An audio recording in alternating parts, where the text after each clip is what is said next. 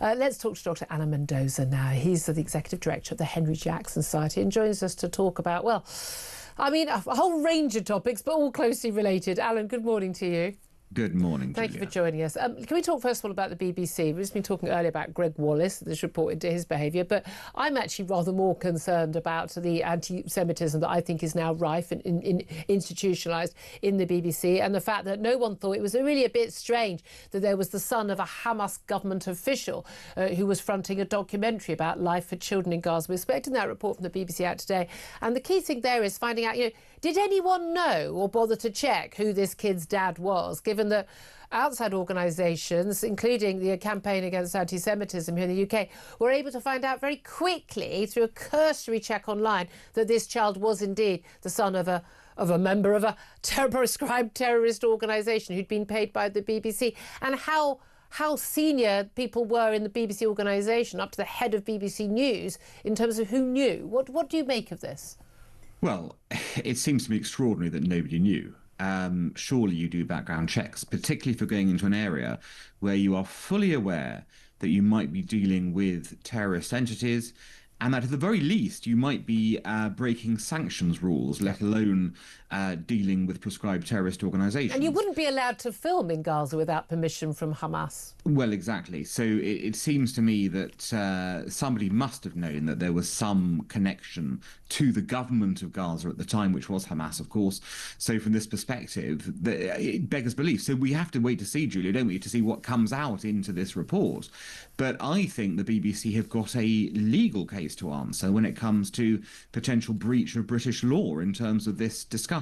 Yeah. And in terms of this documentary. It seems that they have gone beyond what the law allows, and I'd be quite interested to see how they try and spin their way out of that one. Well, indeed. And again, for me, I find it absolutely extraordinary that there was a broadcasting, a pre-screening within BBC, which was of this documentary, was seen by the Chief Executive of BBC News and Current Affairs, that's Deborah Turness, and Joe Carr, the BBC's Head of Current Affairs. And did they say, so who is this kid then?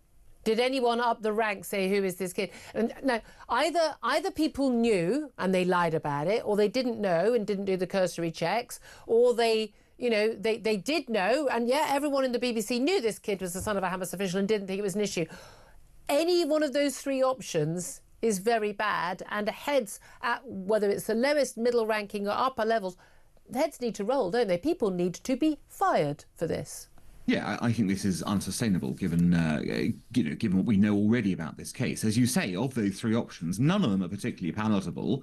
And the ignorance option doesn't fly, really, because when it comes to breaking sanctions rules, ignorance is no excuse. Yeah. You have to make stringent checks when it comes to dealing with sanctioned entities or people to make sure that you are complying, even if you don't think there's a case to answer from the very beginning. You have to show you've gone through the process. So something's gone wrong with the BBC's processes. And given that this is such a high-profile case, it seems incredible that we wouldn't have, some sort of action taken that would see heads roll afterwards. But we'll have to wait to see, won't we? Yeah, exactly. And I have to say, I mean, I watched the documentary, and documentary, frankly, is rather a generous word. Loose. I mean, Yes. it was, other than, of course, all the rubble. It was more like sort of, a travel, showcase, if you ask. It just wasn't at all what I would expect from the BBC when I'm being forced to pay the wages of everyone involved. And in fact, some of my money, some of everyone's money watching and listening to this has gone to Hamas as a result. And last time I looked, that was a crime.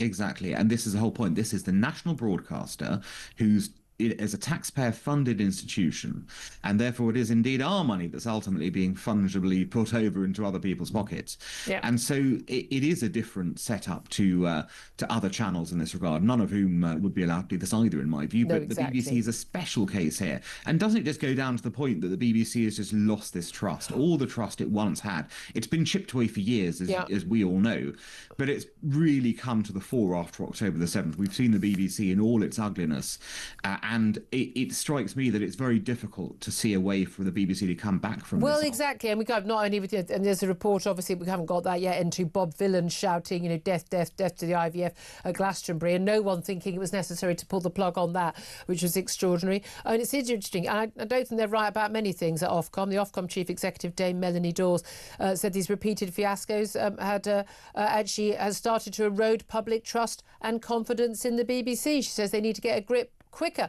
get these reports and investigations concluded sooner. Otherwise, there's a real risk of a sort of loss of confidence in the BBC, which is a shame. And I couldn't agree with her more on that. And they brought it on themselves because, and again, this ties in with the next topic I want to bring into you, because this is a report commissioned by the Board of Deputies of British Jews, representing the country's sort of largest Jewish communities.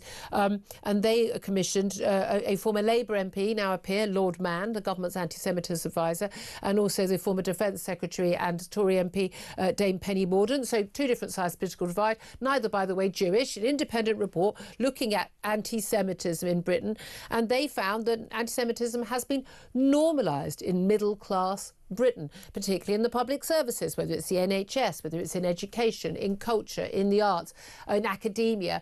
And again, the BBC is at the heart of that. And I would say, yes, this is absolutely now normal. An awful lot of people who would be horrified to ever be thought of as racist against someone who was black or Asian or homophobic or transphobic, no issue whatsoever with holding and espousing views which are blatantly, openly anti-Semitic. Why do they not see how wrong that is? Well, I'm afraid, look, firstly, the report itself, is anyone remotely surprised that this is the conclusion? None of us were going to go, were we? Oh, what a shock. Britain is, riddled, institutions are riddled with anti-Semitism. We've seen it all. Everyone's seen this for their own eyes. It's an important report, but it is merely confirming what everyone has been able to see over the last few years. And the reality is it's getting worse, not getting better. Yeah.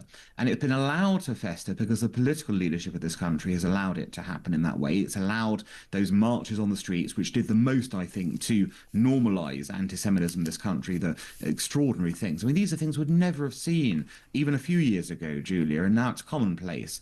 What's happened to this country, really? You only have to look at those marches and you get the answer. It has gone to the dogs. It's gone downhill dramatically because of this sort of hatred that is spewed out week in, week out. This is not the kind of country we are, or certainly we used to be. But it's masked, isn't it? Because, people don't shout that they hate Jews. They shout that they hate Israel, that they hate Zionists. People believe in the right of Jews to have their own nation state. But then we had people extraordinary over the weekend shouting, go back to Israel to people, even though they're opposed to Israel. I don't know. It seems like a no-win there for the people they're shouting at. But when someone, and I make it clear that I support, Israel, I don't know how you could not support Israel in the battle against the savages that are Hamas terrorists or Iran, the Iranian leaders. Zionist. I mean, I just had someone spit that word, Zionist. And I'm like, and you're saying it like it's an insult. It's not an insult. It's a political viewpoint. It's not an insult, and it's certainly not one that I'm ashamed to hold or espouse publicly. But they are masking, are they not? They are masking, or think they are masking, what there actually is, which is a dislike or hatred of Jews. Yes, totally. But of course, it's coming out now. It started off as a mask, but the mask has slipped a long time ago. We've seen so many comments that are not simply focused on Israel, or Zionists, but are clearly directed, if not explicitly, but so obviously at Jews. And attacks on Jewish-owned businesses. Exactly, and all sorts of other sort of goods produced by Jews or services by. I mean, this whole thing is lunatic in terms of where it's gone, and you see the madness that's happening on university campuses where graduation ceremony after graduation ceremony is being disrupted by this sort of pro-Palestine performative with my flag ridiculous. And my cafe. Exactly, but this is part of it. The point is it's been mollycoddled, it's been allowed. This is the reality, Julia. Are we surprised in the slightest that hatred festers when it's allowed to fester? There was an insufficient response from authorities at the start, and now the response is going to have to be a lot harder to put the genie back in the bottle. Key thing to remember, while women were still being raped and children were being slaughtered and Israelis were being dragged kicking and screaming into Gaza to be held in tunnels, some of them still there 500 plus days later, while that was still going on that day of 7th of October, the application went in to get the marches against Israel, the anti-Israel marches, the hate marches, as Suella Braverman, I think quite wisely called them much earlier than I was calling them that.